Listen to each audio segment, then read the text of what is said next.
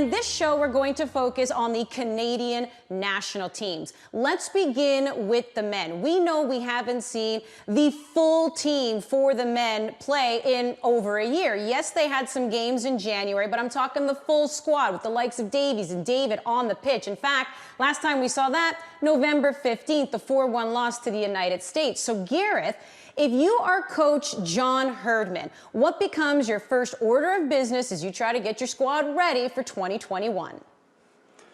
First off, maybe to reintroduce himself to his players after 14 months ahead of a potential January camp. Look, he's been doing tons of work. He's been getting after it diligently behind the scenes, but this is the time where all the planning comes to fruition, and they need to hit the ground running. And I think there's a number of questions that need to be answered. Who's fit? Who's ready? Who's playing at the highest level possible to hit the ground running before 2 games coming up in March of the competitive nature in FIFA World Cup qualifying? The center back position is particularly interesting considering Daniil Henry's coming off surgery. Will he be recovered or not? There's a hole there. And what European-based players can he lean on maybe a little bit more than the domestic ones this side of the border to help him through, as those are the players that are coming off or really mid-season, and those will be the players that I look to first and foremost. Yeah, I think the first order of business is just to get the core players, as many of them as possible, into a camp and establish what the plan is. I guess that will be in March. You want to get those players together, figure out how we're going to play, who are we, what's our identity going to be, what's everyone's roles going to be within this team, what's our path through World Cup qualifying, and particularly how are we going to approach that final round should we get there. So all of those questions, I think, are going to have to be answered in a very compressed space of time. We're probably expecting back in those 2 USA games that Canada would have a whole year in front of them to start to put a team together for World Cup qualifying and for the big games. They haven't had that. It's going to have to come together very quickly, and I think those are John Herdman's strengths: his communication, his organization, his ability to lay out a very clear message to the squad, and that's going to be needed. So we know it's going to be a very pivotal 2021. Ollie, I'm going to come back to you. Give me a reason you're hopeful and a reason you're concerned for the men's national team. Yeah, well, the reason for hope is easy, right? It's just the talent level. We have the best player in the region in Alphonso Davies in terms of how he's been playing over the past year in Europe. We have other players who could get in the US and Mexico teams, obviously, namely Jonathan David. So that talent level is higher than I think it's ever been for this program.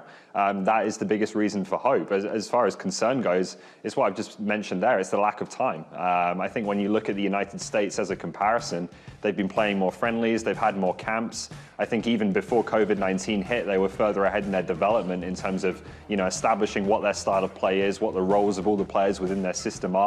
I think those are still open questions for Canada because so much has changed since the last time this team played. So it's the lack of time, the compressed period in which John Herdman's going to have to organize this group and get them all reading off the same hymn sheet.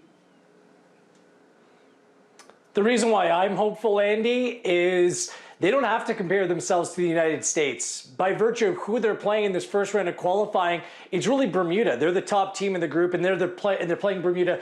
They're the first team out of the gate on March 25th. And then after that, if they do manage to get past Bermuda and what looks to be a pretty straightforward group, notwithstanding the fixture congestion, they'll have to take on Haiti. So those are the countries that you need to compare yourself with. So I'm hopeful, based on the draw and the outlay of this potential tournament, where I'm a little bit concerned, and I'll jump right there, is we don't know what sort of curveball COVID's going to throw at us next. If Canada doesn't play that game match against Bermuda on home field up here in Canada in March at a preferred venue, where will they play? Will it be behind closed doors somewhere? Will they have to play somewhere else that's maybe preferable to the opponent? These are the things that make me nervous. What players may be in, which players may be out due to quarantine and other potential restrictions. So it's all those ancillary things off the field that concern me more than what this team is actually going to bring together when they get together on the field.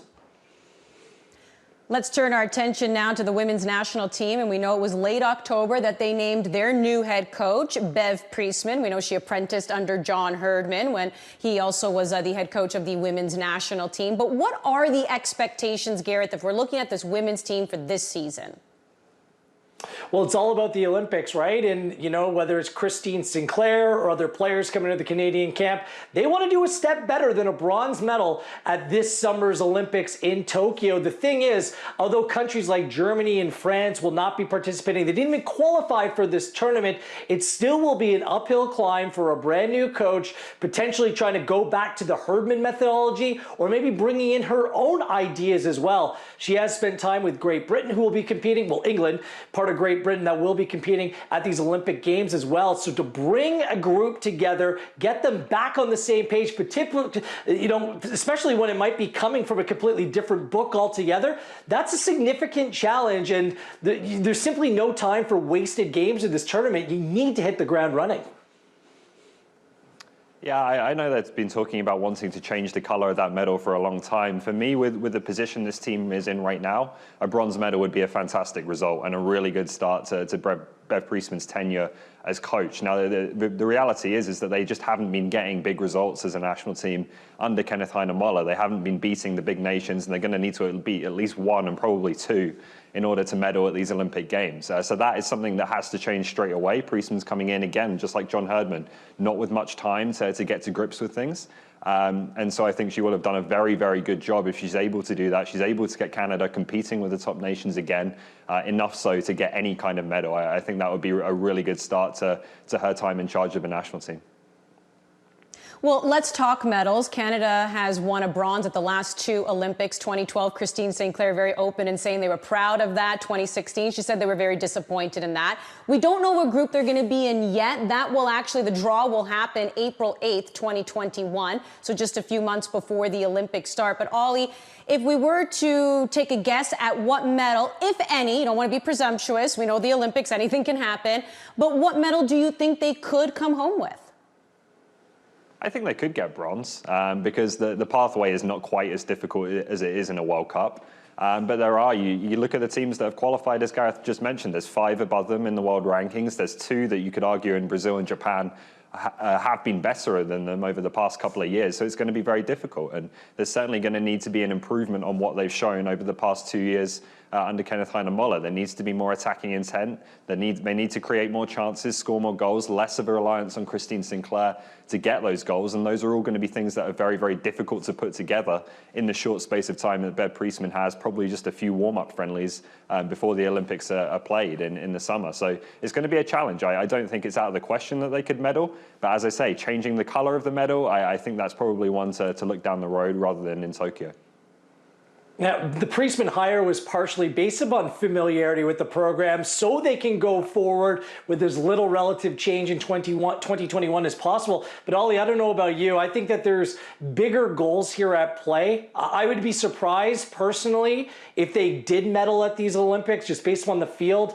And I don't want to say regression of the program. It's more like the progression of other women's national teams across the board. I think Priestman's #1 job is to start bringing through this next generation of young players. We've seen Heidema, we've seen Fleming, but we haven't seen them hit the exact same heights. And if you're going to make this team the best team possible, you need to rely on some of these young players. And I'm just looking at another young player, Ashley Lawrence, for example. Kenneth Heine-Moller never figured out where exactly to play Lawrence, whether it's fullback in the midfield. You have to have your best player with a defined role in the team. It's so important. Then you start building the team around her. And Priestman might have the unenviable position of trying to play Christine Sinclair in a different way as well. I just don't think anything is straightforward. Anything is easy for the Canadian women's national team.